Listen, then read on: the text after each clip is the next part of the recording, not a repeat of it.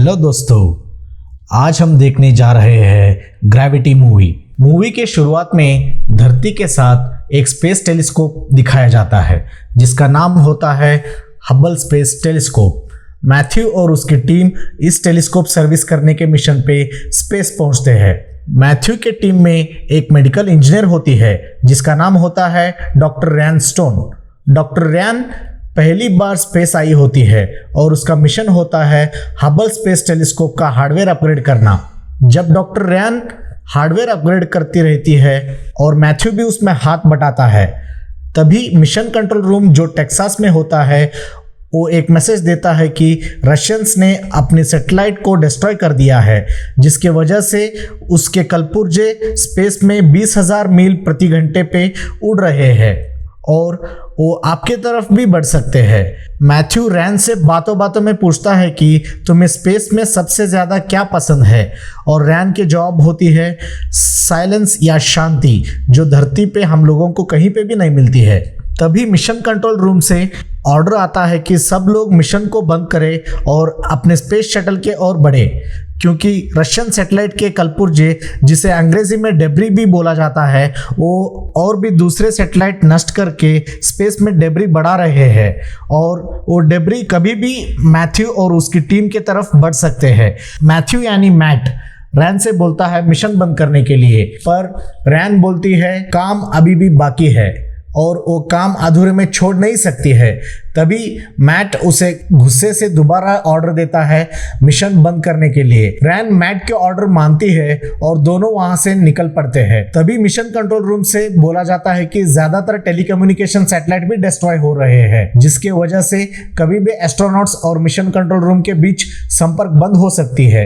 और तभी उड़ते हुए डेब्रिस रैन और मैट को दिखती है। मिशन कंट्रोल रूम का संपर्क बंद हो जाता है और काफी सारी डेब्रिस स्पेस शटल से टकराती है और उसको डैमेज करती है और रैन डैमेज हुए स्पेस शटल में फंस जाती है। मैट रैन से बोलता है स्पेस शटल से डिटैच होने के लिए। जब वो डिटैच होती है तभी वो ज्यादा स्पीड होने की वजह से बहुत दूर स्पेस में खो जाती है।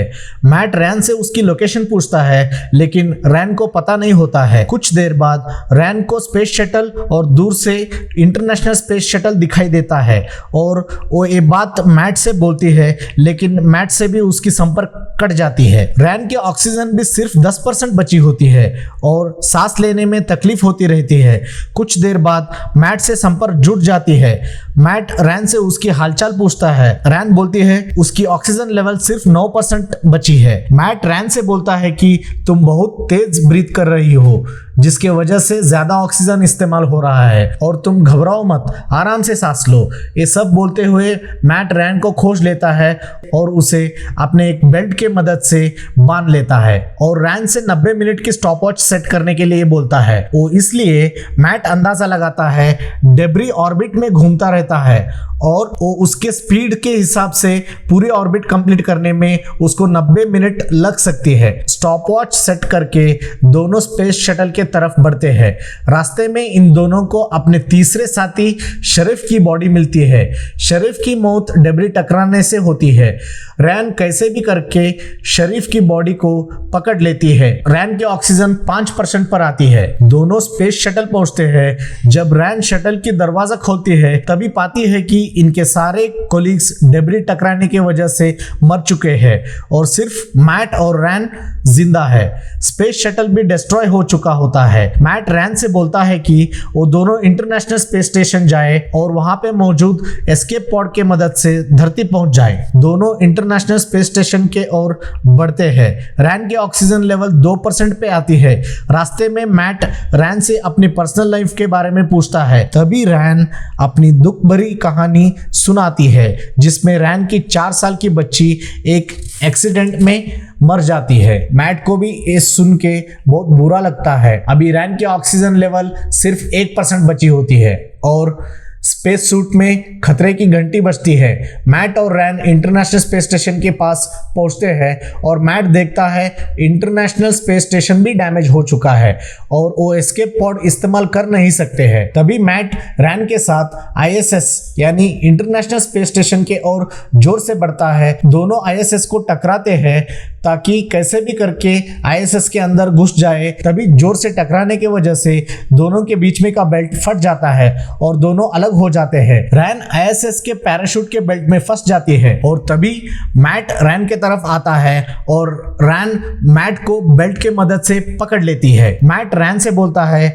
मेरी वजन जुड़ने की वजह से पैराशूट के बेल्ट पे तनाव आ रहा है और वो बेल्ट कभी भी फट सकता है, इसलिए तुम मुझे जाने दो, कम से कम तुम तो बच जाओगी वरना हम दोनों मर जाएंगे।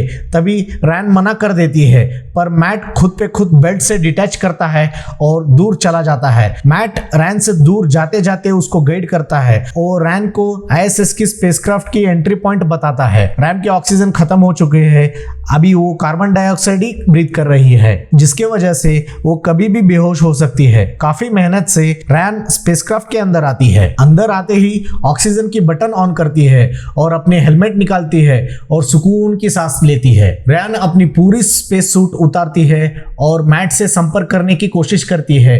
काफी कोशिश के बाद मैट से बात नहीं हो पाती है और समझ जाती है मैट भी मर चुका है और मिशन कंट्रोल रूम से बोलती है कि वो इस मिशन की अकेली सर्वाइवर है। तभी स्पेसक्राफ्ट में आग की अलार्म बजती है। रैन आग बुझाने की कोशिश करती है पर देखते ही देखते आग बहुत ज्यादा बढ़ जाता है। तभी वो कॉकपिट में आती है और दरवाजा बंद कर देती है। इंस्ट्रक्शन मैनुअल के मदद से स्पेसक्राफ्ट को ISS से डिटैच कर देती है पर स्पेसक्राफ्ट का पैराशूट ISS में ही फंसा हुआ होता है। रैन बहुत कोशिश करती है पर पैराशूट ISS से निकलने का नाम ही नहीं लेता है। रैन फिर से स्पेस सूट पहनकर बाहर आती है और उसी टाइम वो 90 मिनट का स्टॉपवॉच भी खत्म हो जाता है जब डेब्रिस फिर से आने का खतरा होता है। रैन पैराशूट की एक एक बेल्ट खोलती रहती है, तभी डेब्री फिर से आनी शुरू हो जाती है और कुछ देर बाद पैराशूट से छुटकारा मिल जाता है। रैन फिर से स्पेसक्राफ्ट के अंदर चली जाती है और फिर से 90 मिनट की स्टॉपवॉच लगाती है। रैन स्पेसक्राफ्ट को चाइनीज स्पेस स्टेशन के तरफ पॉइंट करती है और वहां पे जाने के लिए बटन दबाती है पर स्पेसक्राफ्ट में फ्यूल ही नहीं होती है। फ्यूल के लिए मिशन कंट्रोल रूम की मदद मांगती है पर मिशन कंट्रोल रूम से संपर्क जुड़ नहीं पाता है। थोड़ी देर बाद चाइनीज स्पेस स्टेशन से संपर्क जुड़ जाती है पर रैन को चाइनीज भाषा नहीं आती है और चाइनीज एस्ट्रोनॉट्स को इंग्लिश नहीं आती है, इसलिए उनके बीच ठीक से बातचीत नहीं हो पाती है।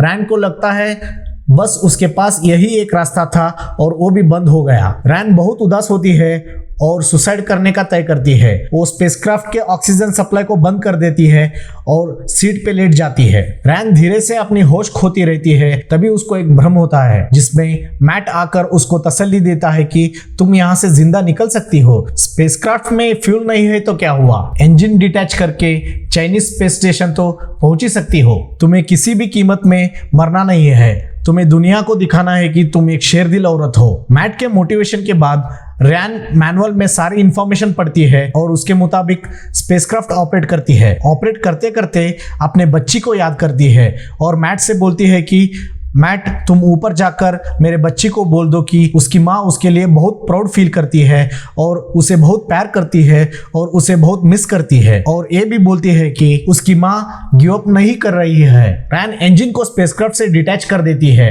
और फाइनल बटन दबाने के बाद स्पेसक्राफ्ट चाइनीज स्पेस स्टेशन के तरफ निकल पड़ती है। ठीक से डायरेक्शन नहीं पाने की वजह से रैन फायर एक्सटिंग्विशर के साथ स्पेसक्राफ्ट से बाहर निकलती है। डेब्री फिर से आनी शुरू हो जाती है। बहुत मेहनत से फायर एक्सटिंग्विशर के मदद से चाइनीज स्पेस स्टेशन के अंदर चली आती है। स्पेस स्टेशन के कॉकपिट में आने के बाद उसको कुछ भी समझ नहीं आता है क्योंकि सारे बटन्स पे चाइनीज लैंग्वेज लिखा हुआ होता है। तभी बहुत सारी डेब्री चाइनीज स्पेस स्टेशन से टकराती है जिसके बाद पूरी स्टेशन अलग अलग पार्ट्स में बट जाती है। रियान काफी तकलीफ से डिटैच बटन दबाती है जिसके बाद स्पेसक्राफ्ट अलग हिस्सों में बट जाता है और सारे हिस्से धरती की तरफ पूरे तेजी से बढ़ती है। धरती के करीब स्पेसक्राफ्ट की पैराशूट खुल जाती है और स्पेसक्राफ्ट समंदर पे लैंड हो जाती है। रियान स्पेसक्राफ्ट की दरवाजा खोलती है। खोलने के बाद तुरंत पानी अंदर घुस जाती है और स्पेसक्राफ्ट पानी में डूब जाती है। रियान स्पेसक्राफ्ट से बाहर निकलकर तैरते हुए समंदर के किनारे पहुंचती है। थैंक यू दोस्तों, मिलते हैं अगले वीडियो में।